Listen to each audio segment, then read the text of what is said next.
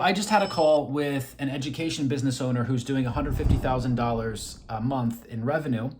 We had a great talk about a lot of different topics, but there was one topic that I wanted to share with you today because I think it could help a lot of you who watch or listen to this. This is the topic of categories of educators, but it really came about because we were talking about transition points, right? Like to get to 150,000 a month, he had to go through a lot of changes to our model, changes to how we think. These are categories that I'm going to talk about with you right now, hopefully, if you're going to stick around, that are going to be mostly mindset shifts, but they're reflected in the growth of your business and the impact that you have. And impact is one of the main things to think about here. So the first category of educators, and when I say educators, I'm talking about teachers, coaches, experts, et cetera, et cetera. One of these first categories that we need to talk about is the martyr category. So there's a lot of people who are in education who have the martyr mentality. And what's that?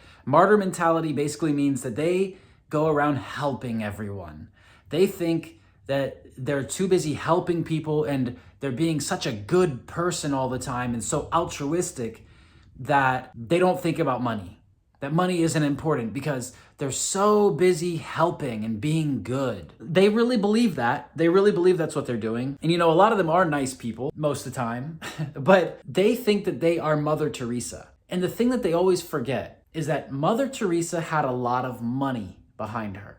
Okay, Mother Teresa would not be the famous person that everyone knows today if it were not for all of that money, all those resources. Somebody had to pay for her to fly to places.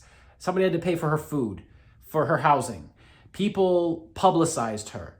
People put her in rooms with important and famous people. That took money, that took resources. That didn't just happen just because she helped some people. She had so much more impact than you're going to have if you ignore the money factor. Because you have to have money, resources, in order for you to have that much of a global impact. And if you really want to influence people, if you really want to help people, then you're going to have to reach more people.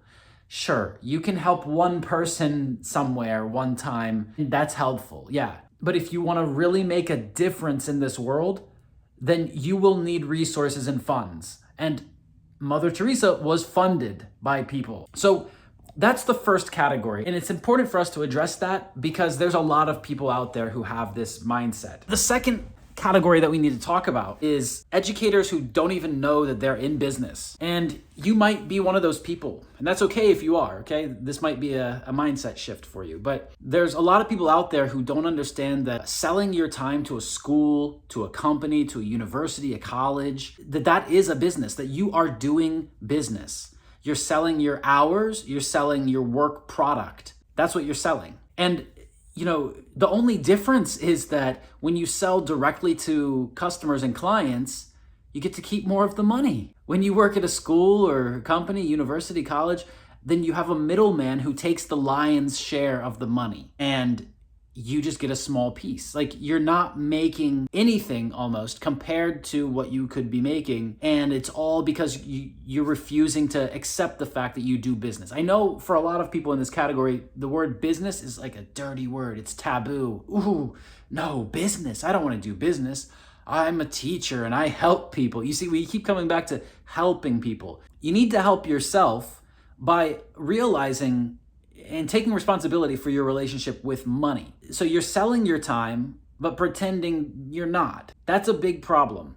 So once you become aware of that and you face that fact, and then, you start to take control of that fact that you have time and work product that you sell and that you're basically getting ripped off because there's someone else who's just not doing the work. They're just getting in the middle of the process when you could be doing it yourself, right? Once you understand that part, then you'll start making more money. And then the third category is the people who think that everything has to be cheap. And there's a couple of reasons why they think this. First of all, they think that no one will pay more, right? They just think, oh, well, people can't afford anything because they can't afford anything. The second reason that they think that is because they see cheap prices everywhere, right? They go to sell something to people and they see that somebody else is selling it 10 times cheaper, and then they're like, oh, I can't sell at this price because no one will buy it. They'll see the cheaper price. But that's not how it works. And so they get stuck in this loop of thinking that everything is going to be cheap, everything has to be cheap,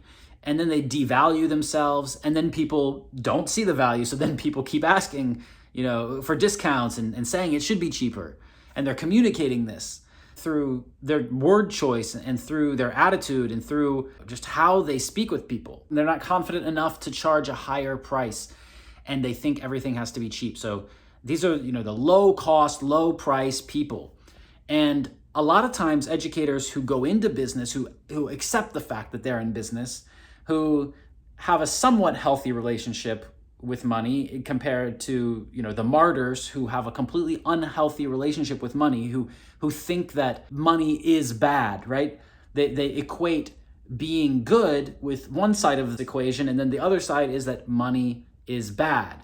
That's why they're always saying, I don't need money because I'm good, right? That's how that works. So this third category of people who, are the low price people, the cheap people, they just think that they can't provide more value, or they think that people won't pay for it, or they think that the market won't accept it because of what they do or who they are or whatever, right? After that, you've got this choice, this big transition period. And me and the education business owner that we were talking about earlier, we both went through this. We talked about this. And, in our journeys, we had to deal with this too.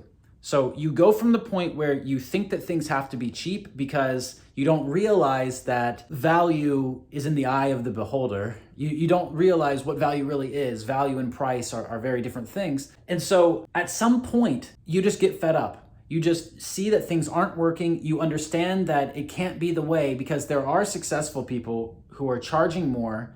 There are people who are buying it. There are businesses that work and yours isn't. And people don't buy that from you because you don't even make that offer. And so you start to think to yourself, well, how does that work, right? You start to want more. And that's when you look for help. That's when you look for a way out. You go learn more. You find someone who's done it before who can tell you how it works. And then some people don't. So like those first three categories make up, I don't know what the percent is, but I'm going to say 90%. 90% of educators are just stuck in those first three categories. There's a small percent of them that end up realizing that they need help and then asking for it, right? So like people will come to me and they'll say, hey, I've got this problem. How do I get out of this, right? How do I fix this? And that's when that conversation starts. And then if I can help them, then I offer them a solution. If I can't, then I'll tell them, hey, I think you need to work on mindset stuff, usually. And I'll kind of point them in the right direction. And I mean, in our community, you can actually see some people who I did that with, and then they had a mindset shift, and then they started going in the other direction, and then they came back and we ended up working together. So and it's not just about that, right? The next category of people is that you're able to transition. And so at this transition point, you're usually making like between $500 a month and $5,000 a month, depending on where you're living in the world. But yeah, you're usually making this on this lower end of monthly revenue.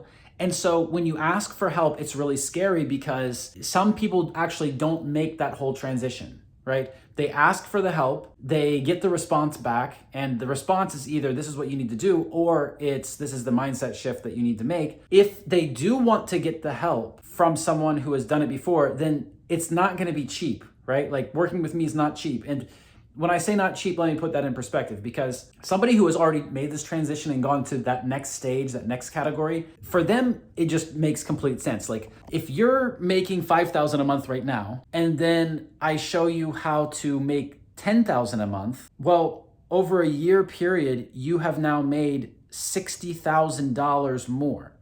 So would you pay $10,000 to do that? People who have made that shift, to them, that seems like a really good deal, right? Like pay $10,000 to get $60,000 more every year. You pay $10,000 once, $60,000 more every year. So that seems like a no-brainer. But for people who are stuck in the previous category, they're still around $5,000 a month. To them, that's a lot. They're like, oh, that's, $10,000 is 2 months of my salary, or however they're getting their money right now. That's 2 months, right? So that's a lot to them. And so that when I say that it's not cheap, that's what I mean. So like for people who are past that, it sounds like it's really cheap, like 10,000. That's not a lot. And for people who are still making that transition, it seems like 10,000, that's a lot. And that's how that works, you see? So that's why on one side of this transition point, you've got the people who think everything has to be cheap.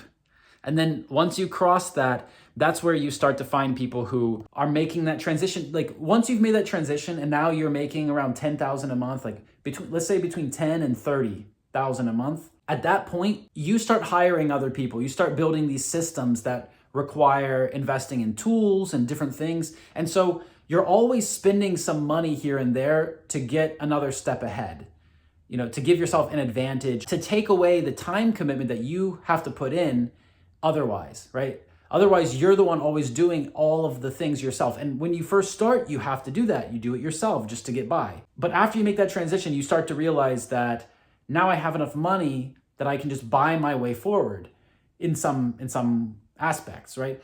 And so that's that transition point. Once you've crossed that transition point, then now we're talking about different stuff, right? Now it's a completely different game. You're not dealing with the martyr mentality. You're not dealing with not knowing that you're in business. You're not dealing with being cheap.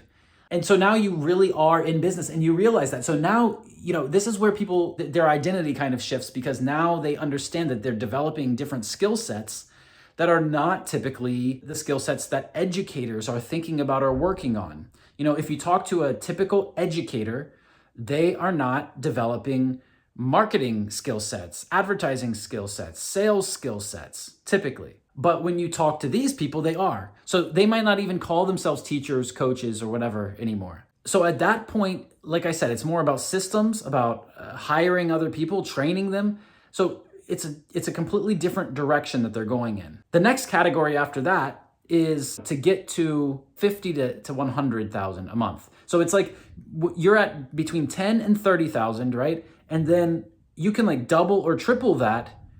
Like when I work with people who are at that level, you can double or triple that very easily. Like there's some small tweaks that you can make. You've started to do these systems and get these tools and use these different things and develop these new skill sets, but there's still so many stones that are left unturned, right? So there's just a ton of opportunities for growth. A lot of times people who reach this stage are social media content creators, like YouTubers, TikTokers, or whatever you call them. So they're making a lot of content, and then that content brings them a following, and then they're able to monetize that following. So they understand that they're like on that balance between educator and business person. So they understand how that works, but they haven't explored all of the different avenues that someone who's more seasoned and who's done it a few times probably has. So that's why I'm able to easily come in and just say like, oh, we haven't even done that yet. Let's do that. And that's gonna, double your revenue. So that's that next category, okay? Then from there, like to get to 100,000 a month, that's the point where now we've done a couple of those usual tricks that the business owner or educator hadn't done before. So we've done those, we've boosted up the revenue again. And now we're getting to around 100,000 a month.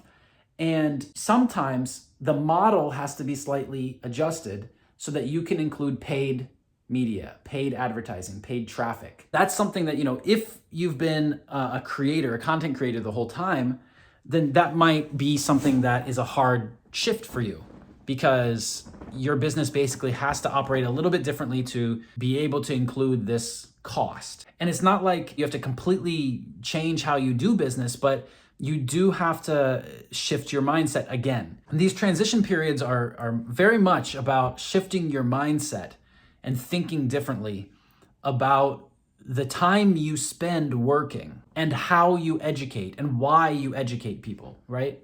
You're still an educator. You're still doing the same thing, really. Like at 150,000 a month, this guy I was talking to, and I know it personally from my own experience. It's not even about 150,000 a month, right? It could be 500,000 a month. It could be $1 million a month.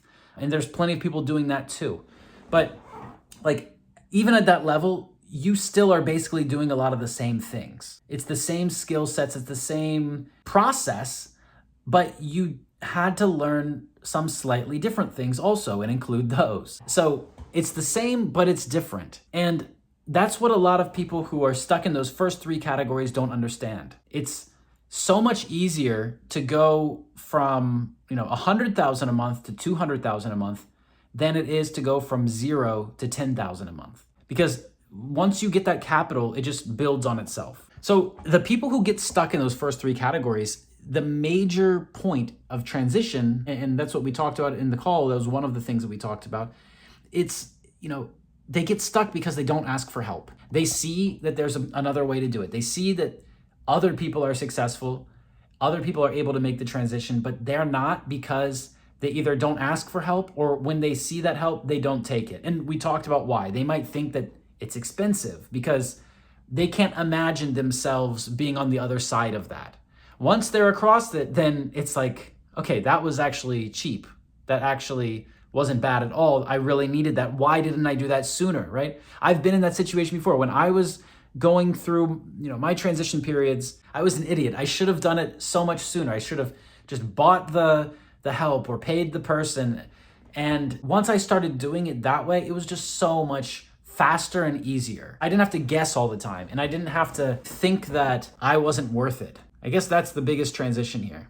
And so if you're listening, if you're watching, that's what you need to know, is that you are worth it. You need to invest in yourself, and it's time to go to that next stage, that next level, to be in a different category. I work with people who are already at $10,000 a month or higher because of the reasons I just described to you, the mindset shift. Like, a lot of the other people aren't even ready for that.